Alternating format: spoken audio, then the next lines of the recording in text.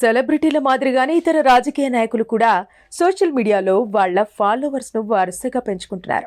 అయితే ఈ నేపథ్యంలో భారత్లో ఇతర సీఎంల కంటే అధికంగా ట్విట్టర్లో ఫాలోవర్లను సొంతం చేసుకున్న యూపీ ముఖ్యమంత్రి యోగి ఆదిత్యనాథ్ దేశంలోనే అత్యంత పాపులర్ సీఎంగా నిలిచారు.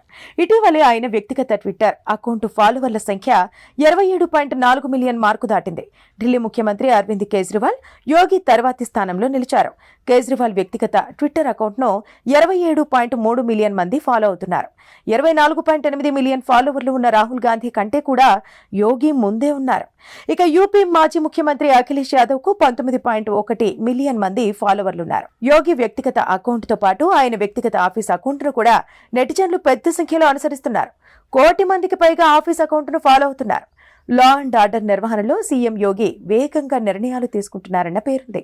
చట్టాలను ఉల్లంఘించే వారిని ఆయన అస్సలు ఉపేక్షించారని బీజేపీ వర్గాలు చెబుతున్నాయి.